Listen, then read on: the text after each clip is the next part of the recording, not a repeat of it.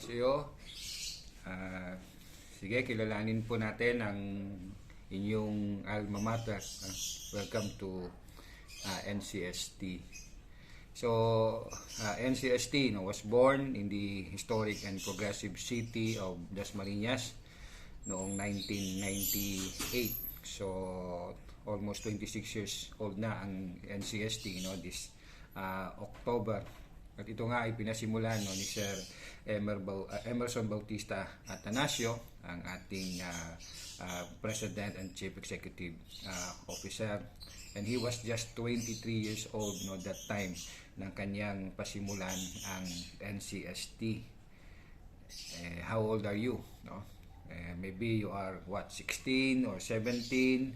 So 5-6 years from now, kayo ay 23 years old na rin. I want you to think about yung vision board na pinagawa ko sa inyo. And I hope na you did it seriously, na you really look yourself 10 years from now na yun ang makita mo sa iyong sarili, na yun ang gusto mong ma-achieve, gusto mong maabot. Of course, kung loobin nawa ng Panginoon. For sure, si Sir Emer, I didn't just make a vision board without intention. Intention na gawin yon, hindi niya ito tinulugan, hindi niya ito pinaniganipan lamang, at hinintay na mangyari, kundi intentionally ginawa niya ito, na itong kanyang vision ay magkaroon ng kaganapan. At nga, almost 26 years old na this year ang NCST. Let me just very brief lang mula sa salita ng Panginoon in James chapter 4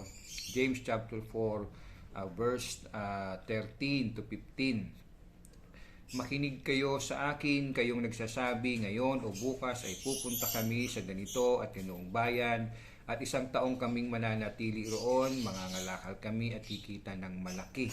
Hindi nga ninyo alam kung ano mangyayari sa inyo sa araw ng bukas. Ang buhay ninyo'y parang usok lamang, sandaling lumilitaw at agad nawawala. Sa halip ay sabihin ninyo, kung luluubin ng Panginoon, mabubuhay kami at gagawin namin ito o iyon. Ngunit kayo'y nagmamalaki at nagyayabang, at iyan ay masama. Did you observe as you listen yung mga factors, sabihin na natin na right factors in planning, in making a vision na para ito'y mangyari, ay nandoon. Maybe you're familiar sa acronym na SMART, stands for yung S is specific, so very specific yung kanyang target, the place, the time, measurable, attainable, reasonable, time bound, sabi niya in 1 year, what we read sa James chapter 4.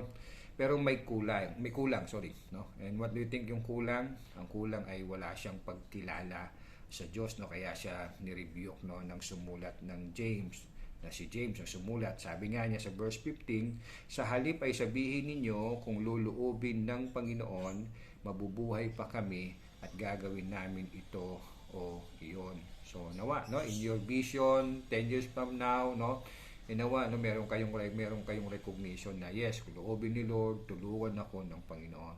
Going back, how NCST started, nagsimula nga siya 1998 at merong initial na enrollee na 550 students. And now, humigit kumulang na 10,000 or even 11,000 students na ang meron ng NCST. Again, from 550 nung siya nagsimula, now meron ng 11,000 or mahigit na estudyante, at kabilang kayo doon sa 11,000. 2005, nag-offer ang school ng Certificate in Manufacturing Technology under sa the Dual Training System Department. So natatag ang NCST IIRT, National College of Science and Technology, Institute of Industrial and Research Training, na ako'y galing dyan bago po ako napunta sa NCST main college, ako'y dito nagsimula.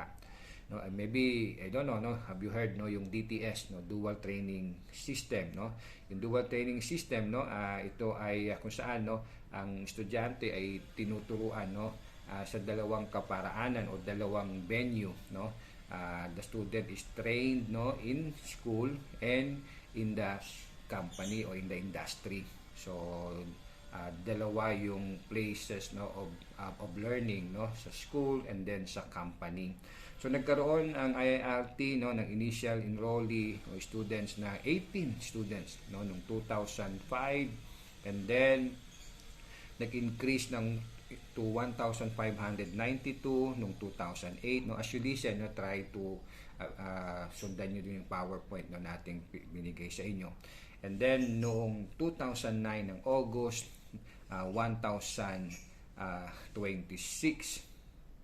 I think may I will check yung number dito. Anyway, it's there in your PowerPoint. Palagay ko may mali dito sa number kasi it decreases no from 1,500 to 1,026. And then nagkaroon na nga ng NASTEC, no, National Academy of Science and Technology, and NCST Senior High School. Now let's talk about the vision statement no ng ating alma mater ng NCST. Vision statement: the National College of Science and Technology envisions to become one of the nation's leading technological educational institution with campuses in various areas of the Philippines. So far no, maliban sa ating main campus no dito sa Dasmanga, no, meron na rin sa Imus no, bago pa lang, at maliban ang campus ng NASTEC, IIRT and NCST Senior High.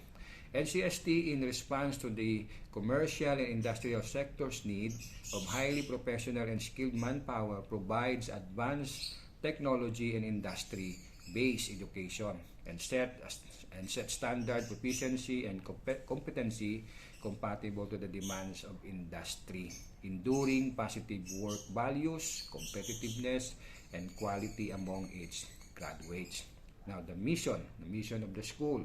NCST undertakes the responsibility of providing the country with quality graduates who are trained with industrial responsive knowledge and skills and founded with underpinning values of love, justice, mutual respect, and peace. So ito po yung vision, ito yung pangitain, ito yung hangarin ng ating alma mater, ng school no, na mag-provide ng learning institution na makakapag-provide or produce ng mahuhusay na graduates. Kaya you can hear this, or maybe you have heard this already no, I don't know how to call it no, kumbaga ang sinasabi, ang estudyanteng magaling sa NCST ng galing. Now let me go sa meaning ng ating school's logo or yung emblem. So yung shield o yung kalasag, pansangga, I try to, again, as a PowerPoint naman yan, no? So yung shield, no, it served as a bold statement of the role that NCST has chosen to be the guardian and champion of the highest ideals of education. So yung shield no represents no yung pagnanais ng NCST na mag-excel no as educational institution. Then the shield ay nahati sa apat na parte no, sa apat na parte na yon may object symbol, the atom, and then open book with the torch, gear and the lightning, and computer. Isa-isahin po natin no yung sinisimbolize no ng mga object na ito. Yung atom is represents science as a vital tool no for development. So, kung paano yung atom no builds, kumbaga building blocks no to build a matter. So science no is very vital tool for development. And then yung open book with a torch embodies the genuine purposes of guided education. And then yung gear and lightning symbolizes power through technology. At yung last symbol, yung computer, stands for information technology. And yes, no, merong doon sa gilid no, sa tabi ng shield no, ay merong tinatawag na bindol no, yung parang laso, parang big kiss no, at kung saan no nakasulat yung pangalan po ng ating paaralan no para sa kanyang pagkakakilanlan. Now let me go sa NCST squares, NCST 4 squares of learning. Unang square is the values formation. Values formation was crafted to be the first and most important element of our education. No? Inculcate to every NCST family members the importance of enduring positive mindset, competitiveness, and excellence in every work. As we build the character of every individual and emphasize mutual respect, we put forth our belief in transforming ordinary students to become extraordinary. So this is the very heart ng ating NCST, no? The first square, the heart of the school, values formation. At opo, no, tunay na may kanya-kanyang galing ng bawat individual, but yes, no, kung paanong meron tayong dalawang kamay, no, hindi parehong kaliwa, hindi parehong kanan, no, kundi kaliwat kanan, both of them, no, work as one, complementing together. So napakahalaga na yung galing o kakayahan na meron tayo, no, talaga ang bawat tao naman is gifted, no, sa biyaya ng Diyos, no, ng kakayahan, dapat, no, may kalakip ito ng tamang karakter, no, ugali. So very important, no, yung values formation. Second square, no, is the environmental consciousness. Environmental consciousness, in your, no, ilang linggo na pag-i-stay sa NCST, I hope you can observe, no, na yung environmental consciousness, no, sa ating campus. It should be, and I do believe, no, it is, no, it's there, no, dahil kita natin, no, yung campus natin, no, sa gitna ng at pinagliligiran ng mga buildings, no, ito ni-reserve doon yung field. At then we can also see, no, mga puno, no, around the campus. So environmental consciousness naman represents the soul of the school, or our soul. It is our common responsibility to give environmental consciousness, care, and protection. We believe that we are all responsible and should take care our place in the ecological balance and management and be part of the solution instead of becoming the problem. We should inspire and influence our community in the implementation of our environmental program. Kaya dapat lang, no, sa school pa lang makita talaga natin, no, na tayo ay nagkakaisa, no, ng pagpe-preserve ng ating environment, like no, sa simpleng pagtatapon ng ating mga basura, no, sa tamang tapunan. Okay, so this is the soul, no, the soul of our school, no, environmental consciousness. Then pangatlong square, theoretical foundation. These elements is the backbone of our educational philosophy. We would like to excel theoretically because it is the foundation of our knowledge where our wisdom depends. So this is naman, no, represent the mind of the NCST, theoretical foundation. At pang-apat, panghuling square, the practical skills. Practical skills, ito naman is represent the body of the NCST. We continuously develop practical skill enhancement programs to sustain competitiveness among our graduates, creating an avenue of cooperation between the industry, experts, and the academic community in crafting a more relevant curriculum and more industry-relevant skills pertaining to the technical training requirements of our students. We should be able to learn the ability to use the technology with the use of our hands. So this is the body, no, ng NCST, the practical skills. Now, let me go doon po sa NCST mantra, and I hope, no, by this time memorize nyo na ito, no, by heart, with conviction. And let me show you, no, kung paano ito nire-recite, no. So kapag sinabi ng leader niyo, ng teacher na halimbawa nation builders, no, and then sabay-sabay nating ilalagay yung ating kanang kamay, no, sa ating mga dibdib, no, sa puso natin, and then sabay-sabay i-recite ito. So for instance, no, sinabi nation builders, then I am proud to be an NCST student. I will excel for God, for country, and for NCST. Panahon na para ikarangal ako ng aking magulang at ng aking bansa. Kaya't gagawin ko ang tama, may nakakakita man o wala. Ako ang makabagong Pilipino, may disiplina, may tiyaga at masipag. Ito'y paninindigan ko.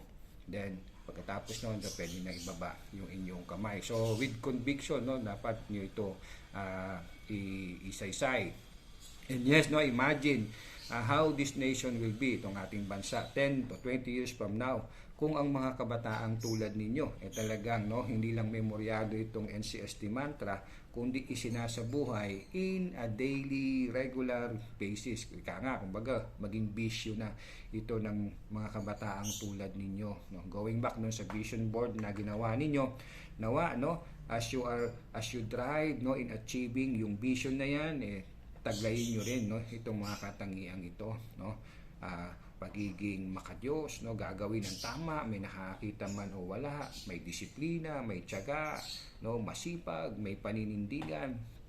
Tunay na kayong kabataan ang pag-asa ng bayan, pero it will not just happen dahil kabataan kayo, kundi kailangan may tamang attitude, may tamang pag-iisip o pananaw para maging isang tunay na pag-asa ng bayan. Again, imagine ang Pilipinas 10 to 20 years from now, kung ang mga kabataang ngayon ay makakalikasan, makatao, makabayan, at higit sa lahat, sabi nga ng NCST, makadiyos. So nawa talagang as you study sa inyong alma mater, talagang mahubog ang bawat isa sa inyo, bawat isa sa atin na maging makakalikasan, makatao, makabayan at makadiyos. For NCST hymn, hindi ko po susubukang awitin ito. You may watch it sa mamaya I will post yung sa where you can watch and listen sa pag-awit ng NCST hymn. Okay, magandang araw sa inyo. God bless you all.